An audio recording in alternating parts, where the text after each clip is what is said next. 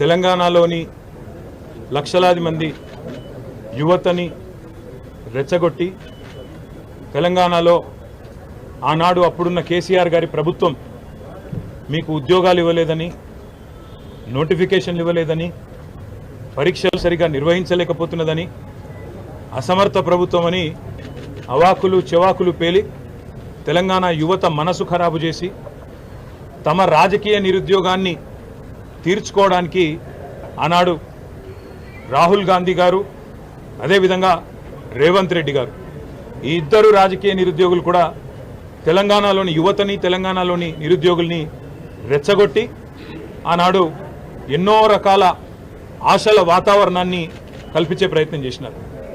పుంకాను పుంకాలుగా పేజీలకు పేజీల నిండా మేము రాగానే 2 లక్షల ఉద్యోగాలు మొదటి సంవత్సరంలోనే మేము నింపుతాము, ప్రభుత్వ ఉద్యోగాలు 2 లక్షల కొలువులు ఇస్తామని చెప్పి పత్రికల్లో full page ads, job calendar అని చెప్పి తేదీలతో సహా ఏ పోస్టుకు ఏ రోజు మేము నోటిఫికేషన్ ఇస్తామని చెప్పి మొత్తం జాబ్ క్యాలెండర్నే నమ్మదగే విధంగా నమ్మబలుకుతూ పుంకాను పుంకాలుగా ఫుల్ పేజ్ యాడ్స్ ఇచ్చినారు. ఈరోజు మొదటి సంవత్సరంలో 2 లక్షల ఉద్యోగాలు ఇస్తామని చెప్పిన కాంగ్రెస్ పార్టీ తమ ఉద్యోగాలు అయితే తెచ్చుకున్నారు. ఇద్దరు రాజకీయ నిరుద్యోగులు, ఒక ఆయననేమో ముఖ్యమంత్రి అయిండు, మరొక ఆయననేమో జాతీయ స్థాయిలో ప్రధాన ప్రతిపక్ష నాయకుడు అయిండు. కానీ తెలంగాణలో ఇస్తానన్న 2 లక్షల ఉద్యోగాలు మాత్రం ఇంతవరకు అతి లేదు, గతి లేదు. ముఖ్యంగా ఒక్క నోటిఫికేషన్ కూడా ఈరోజు వరకు 7 నెలల్లో ప్రభుత్వం ఇవ్వలేదు. ఒక ఉద్యోగం ఇవ్వాలంటే మొదలు నోటిఫికేషన్ ఇవ్వాలి, ఆ తర్వాత పరీక్ష పెట్టాలి, ఆ తర్వాత అవసరమైతే ఇంటర్వ్యూ, ఆ తర్వాత ఎంపిక. కానీ ఈరోజు వరకు ఈ కొత్త ప్రభుత్వం వచ్చిన తర్వాత, కాంగ్రెస్ ప్రభుత్వం వచ్చిన తర్వాత ఒక్కటంటే ఒక్క నోటిఫికేషన్ కానీ, ఒక్కటంటే ఒక జాబ్ కానీ ఇయ్యని మాట వాస్తవం. ఒక్క ఉద్యోగం కూడా ఈరోజు వరకు ఈ ప్రభుత్వం ఇవ్వలేదు. ఇవాళ అశోక్ నగర్లో, దిల్సుఖ్ నగర్లో, అదేవిధంగా ఉస్మానియా యూనివర్సిటీలో పిల్లలు అడుగుతున్నది ఏంది? మీరు చెప్పిన మాటనే కదా, 2 లక్షల ఉద్యోగాల సంగతి ఏంది అని అడుగుతున్నారు. ఒక్క నోటిఫికేషన్ ఎందుకు ఇవ్వలేదని అడుగుతున్నారు. జాబ్ క్యాలెండర్ ఏమైంది అని అడుగుతున్నారు. గ్రూప్ 2, గ్రూప్ 3లో పోస్టులు పెంచుతామన్నారు, దాని సంగతి ఏంది అని అడుగుతున్నారు. మెగా డిఎస్సి అన్నారు కదా మీరు మొదటి క్యాబినెట్లోనే, ఏమైంది మెగా డిఎస్సి? మీరే చెప్తారు కదా 21,000 ఉద్యోగాలు, 50,000 ఉద్యోగాలని, ఏవి మరి డిఎస్సిలోని ఆ ఉద్యోగాలని చెప్పి పిల్లలు అడుగుతుంటే వారి మీద ఈరోజు మీరు మాట్లాడుతున్న విధానం, ఒక ముఖ్యమంత్రి స్థాయిలో ఉండి ఇంత దౌర్భాగ్యంగా, ఇంత దివాలాకోరుతనంతో మాట్లాడిన మొట్టమొదటి ముఖ్యమంత్రి రేవంత్ రెడ్డి. ఎంత నిర్లక్ష్యంగా, నిర్లజ్జగా, అసలు మోతీలాల్ అంటే ఆయనే ఉద్యోగాలే రాస్తలేడు, ఆయన కూడా నిరాహార దీక్ష చేస్తున్నాడని చెప్పి ఇవాళ మోతీలాల్ అనే తమ్ముడిని అవమానించే విధంగా, గ్రూప్స్కు ప్రిపేర్ అవుతున్న తమ్ముడిని అవమానించే విధంగా మాట్లాడడం. ఎవరినైతే ఏ కోచింగ్ సెంటర్లను ఆలంబనగా చేసుకొని అశోక్ నగర్కి నువ్వు మీ రాహుల్ గాంధీ పోయి 2 ఉద్యోగాలు సంపాదించుకున్నారో, ఇవాళ అక్కడ కోచింగ్ సెంటర్లు నడుపుతున్న యువతని, అశోక్ కావచ్చు, రియాజ్ కావచ్చు, మరొకరు కావచ్చు, ఆ కోచింగ్ సెంటర్ల నిర్వాహకులందరినీ అవమానించే విధంగా 150 కోట్లు, 100 కోట్లు సంపాదించడానికి పరీక్షల పోస్ట్ పోన్మెంట్ అడుగుతున్నారు. వాళ్ళ కోసం, వాళ్ళ స్వలాభం కోసం పాకులాడుతున్నారని చెప్పి వాళ్ళను అవమానించే విధంగా మాట్లాడడం. అందుకే ఇవాళ తెలంగాణ యువత బగ్గుమంటున్నది. ఎన్నో ఆశలతో కాంగ్రెస్ ప్రభుత్వం 2 లక్షల ఉద్యోగాలు మొదటి సంవత్సరంలో ఇస్తుందని చెప్పి ఏ యువతనైతే మమ్మల్ని దించి మిమ్మల్ని గద్దెనెక్కించిందో ఈరోజు అదే యువత నిన్ను ప్రశ్నిస్తున్నది.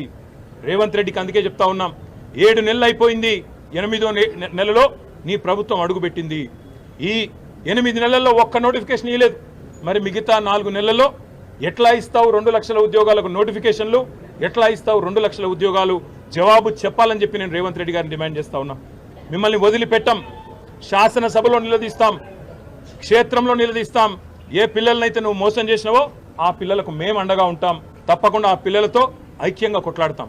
ఇది ఏదో 2 రాజకీయ ఉద్యోగాలకు సంబంధించిన పంచాయతీ కాదు, లక్షలాది మంది తెలంగాణ యువతకు వారి భవిష్యత్తుకు సంబంధించిన అంశం. కాబట్టి ముఖ్యమంత్రి గారు ఇకనైనా బేషజాలకు పోకుండా, అనవసరపు ప్రెస్టేజ్కు, ఫాల్స్ ప్రెస్టేజ్కి పోకుండా, ఈగోకి పోకుండా అహంకారం తగ్గించుకొని ఇవాళ కండకావరంతో మాట్లాడే విధానాన్ని తగ్గించుకొని ఆ పిల్లలకు క్షమాపణ చెప్పి 2 లక్షల ఉద్యోగాలు ఇస్తానన్న మాట నిలబెట్టుకునే దిశగా వెంటనే నోటిఫికేషన్లు ఇవ్వాలని, వెంటనే ఆ ప్రక్రియ ప్రారంభించాలని వారు డిమాండ్ చేస్తున్న విధంగా గ్రూప్ 2, గ్రూప్ 3లో పోస్టుల సంఖ్య పెంచాలని, అదేవిధంగా డిఎస్సి విషయంలో కూడా మీరే ఏదైతే మాట చెప్పారో ఆ మాటను నిలుపుకోవాలని ఆనాడు మీరే చెప్పారు ప్రతిపక్ష నాయకుడిగా 21,000 ఉద్యోగాలు ఉన్నాయని చెప్పినారు.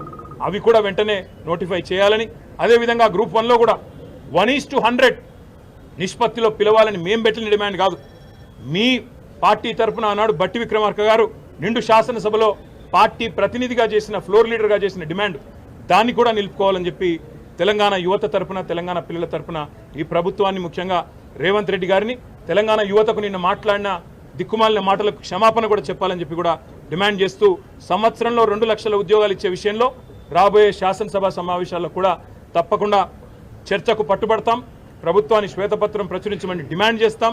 అదేవిధంగా ఒకవేళ వారు కనుక ఒప్పుకోకపోతే తప్పకుండా వాయిదా తీర్మానం ఇచ్చైనా సరే సభను స్తంభింపజేయడానికి కూడా వెనుకాడమని చెప్పి కూడా హెచ్చరిస్తా ఉన్నాం. ఆ రాజకీయ శక్తుల పేర్లు రాహుల్ గాంధీ, రేవంత్ రెడ్డి. అక్టోబర్, నవంబర్లో లేదు. మీరిచ్చిన మాట మీరు నిలుపుకుంటలేరు కాబట్టే ఇవాళ పిల్లలు రోడ్డు ఎక్కుతున్నారు. అర్ధరాత్రి నిన్న 4 దాకా పిల్లలు అశోక్ నగర్లో, దిల్సుఖ్ నగర్లో ఆందోళన చేసిన మాట వాస్తవం కాదా? ఉస్మానియాలో వాళ్ళని వాళ్ళ గొడ్లను ఈడ్చుకపోతూ ఇవాళ అరెస్టులు చేస్తున్న మాట వాస్తవం కాదా? 6 నెలల లోపలనే ప్రజాపాలన అంటే ఎమర్జెన్సీని తలపించే విధంగా ఇవాళ పిల్లలు బాధపడుతున్న మాట వాస్తవం కాదా? వాటికి సమాధానం చెప్పే సత్తా లేక ఇవాళ నోటికొచ్చినట్టు వాగడం కాదు ముఖ్యమంత్రి గారు. ఇంకా ప్రతిపక్షంలో ఉన్నట్టుగానే మాట్లాడుతున్నాడు రేవంత్ రెడ్డి. ఒక ముఖ్యమంత్రిగా గౌరవంగా తెలంగాణ పిల్లల గురించి మాట్లాడితే ఆయనకు మంచిది, అందరికీ మంచిది, రాష్ట్రానికి సరే. రేవంత్ రెడ్డి గారి గురించి ఎంత తక్కువ మాడితే అంత మంచిది. మేము అనేది ఏమంటే రేవంత్ రెడ్డికి సత్తా ఉంటే, నీ ప్రభుత్వానికి నిజాయితీ ఉంటే, చిత్తశుద్ధి ఉంటే, నువ్వు అంటావు కదా మాట్లాడితే శ్వేతపత్రం అని, ప్రచురించి శ్వేతపత్రం. ఎన్ని నోటిఫికేషన్లు ఇచ్చినావు తెలంగాణ వచ్చినాక? ఎన్ని ఉద్యోగాలు భర్తీ చేసినావు? నువ్వు చెప్పిన 2 లక్షల ఉద్యోగాలు, నువ్వు చెప్పిన జాబ్ క్యాలెండర్లో ఎన్ని మాటలు నిలబెట్టుకున్నావు? స్పష్టంగా ఒక శ్వేతపత్రం ప్రచురించి మీరు చెప్పాలని చెప్పి నేను డిమాండ్ చేస్తాను. Thank you.